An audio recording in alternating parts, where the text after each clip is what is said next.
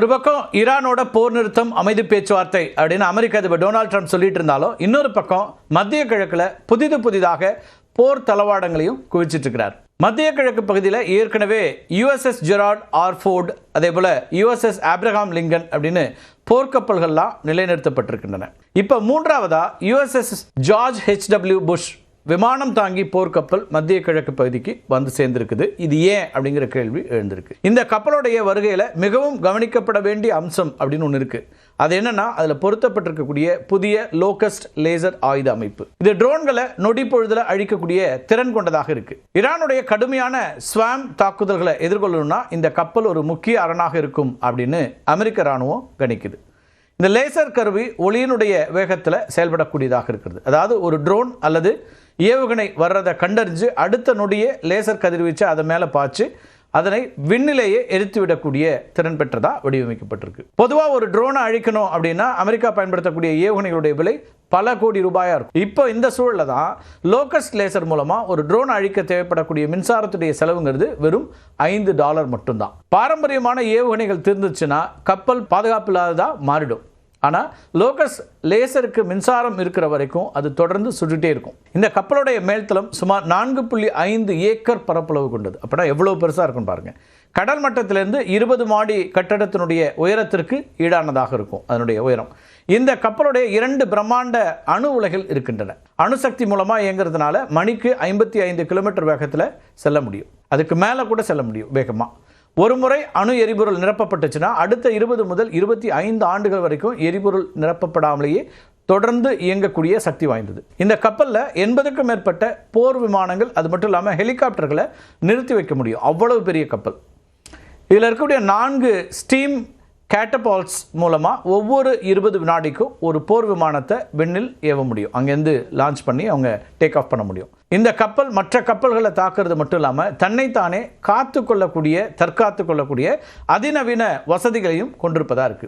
எதிரி நாட்டு ஏவுகணைகளை வானிலையே தடுத்து அழிக்க இந்த கப்பலில் சீ ஸ்பாரோ ஏவுகணைகள் பயன்படுத்தப்படுகின்றன. நிமிடத்திற்கு ஆயிரக்கணக்கான தோட்டாக்களை சுடக்கூடிய தானியங்கி துப்பாக்கி அமைப்பும் இந்த கப்பலில் இருக்கு. இந்த அமைப்பு கப்பலை நோக்கி வரக்கூடிய சிறிய படகுகள், அது மட்டும் இல்லாமல் மிசைல்ஸ் வருதுன்னு வச்சிங்களேன், அதையும் சுட்டு தள்ளக்கூடிய திறன் வாய்ந்ததாக வடிவமைக்கப்பட்டிருக்கு. 500 கிலோமீட்டர் தொலைவில் இருக்கக்கூடிய எதிரி விமானங்களையும் கூட முன்கூட்டியே கண்டறியக்கூடிய 3D ஏர் சர்ச் அப்படின்னக்கூடிய அந்த ரேடார்கள் அதில் இருக்குது. இது அமெரிக்காவுடைய புகழ்பெற்ற நிமிட்ஸ் ரக கப்பல்களில் 10வது மற்றும் கடைசி கப்பல் அப்படிங்கிறது குறிப்பிடத்தக்கது. ஏப்ரல் 13ஆம் தேதி முதல் அமெரிக்கா செயல்படுத்தி வரக்கூடிய ஈரான் மீதான துறைமுக முற்றுகை இருக்குல்ல, பிளாக்கேட், அதை பலப்படுத்துறதுக்கு இந்த கப்பல்ங்கிறது பயன்படுத்தப்படும் அப்படின்னு அமெரிக்க கடற்படை அறிவிச்சிருக்குது. ஈரானுடைய புரட்சிகர காவல்படை ஹார்முஸ் நீரிணையில் தாக்குதல் நடத்துச்சு அப்படின்னா அதனை முறியடிக்கிறதுக்கு 5000க்கும் மேற்பட்ட வீரர்கள், அது மட்டும் இல்லாமல் போர் விமானங்களோட இந்த கப்பல் வந்து சேர்ந்திருக்கிறது. அதிபர் ட்ரம்ப் போர் நிறுத்தத்தை நீட்டிச்சிருக்கிறார் ஒரு பக்கம். ஆனாலும் ஈரான்கிட்ட இருந்து முறையான அமைதி ஒப்பந்தம் வராத பட்சத்தில் இந்த 3 விமானம் தாங்கி கப்பல்களும் இணைந்து மாபெரும் தாக்குதலை நடத்த வாய்ப்பு இருப்பதாக பாதுகாப்பு ஆய்வாளர்கள் கருத்து சொல்றாங்க. அமெரிக்காவுடைய பிரம்மாண்டமான கப்பல் வருகைக்கு பதிலடியா ஈரான் சும்மா இருக்குமா? அவங்களும் பதிலடியா சில நகர்வுகளை பண்றாங்க. தன்னுடைய தரப்புல தற்காப்பு மற்றும் தாக்குதல் நடவடிக்கைகளை தீவிரப்படுத்தி இருக்குது ஈரான்.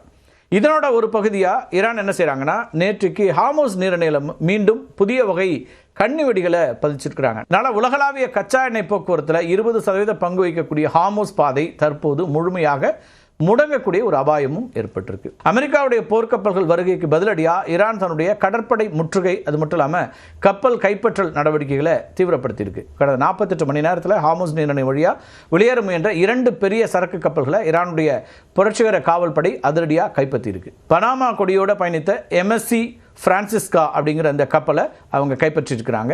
இந்த கப்பல் இஸ்ரேலோட தொடர்புடையது அப்படின்னு சொல்லி தான் ஈரான் வந்து ஒரு குற்றச்சாட்டை முன் வச்சு அதை கைப்பற்றிருக்காங்க. அதே போல லைபீரியா கொடியோட குஜராத் நோக்கி வந்து கொண்டிருந்த ஒரு கப்பலையும் இவங்க வந்து பிடிச்சிருக்கிறாங்க. முறையா அனுமதி பெறவில்லை அப்படிங்கிற காரணத்தை காமிச்சு நேவிகேஷன் அமைப்பை மாற்றி அமைச்சதாகவும் ஈரான் தரப்புல ஒரு குற்றச்சாட்டு முன்வைக்குது. சுமார் 20க்கும் மேற்பட்ட ஆயுதமேந்திய IRGC வீரர்கள் ஹெலிகாப்டர் மற்றும் ஸ்பீட் போட்ஸ் மூலமா இந்த கப்பல்கள் இறங்கி அந்த 2 கப்பலையும் தங்களுடைய கட்டுப்பாட்டில் கொண்டு வந்திருக்காங்க. கப்பல்களில் இருந்த சுமார் 40 மாலுமிகள் ஈரானுடைய பண்டர் அப்பாஸ் துறைமுகத்திற்கு கொண்டு செல்லப்பட்டிருக்காங்க.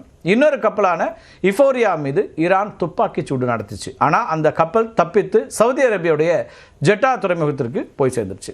ஏப்ரல் 19ஆம் தேதி MV டவுஸ்கா அப்படிங்கிற ஈரானிய சரக்கு கப்பலை அமெரிக்க படைகள் சுட்டு பிடிச்சு சென்றாங்க. அதுக்கு பழிவாங்கக்கூடிய நடவடிக்கையாக தான் இந்த கப்பல்களை கைப்பற்றிருக்கிறதா ஈரான் அதிகாரப்பூர்வமாக அறிவிச்சிருக்கு. அதிபர் ட்ரம்ப் ஹார்முஸ் நீரிணை இன்னும் எங்கள் கட்டுப்பாட்டில் தான் இருக்கு அப்படின்னு சொல்லிட்டு இருக்காரு. ஆனாலும் ஈரானுடைய இந்த திடீர் கப்பல் கைப்பற்றல் அப்படிங்கிறது அமெரிக்காவுக்கு ஒரு பெரிய சவாலாக மாறி இருக்குன்னே சொல்லணும்.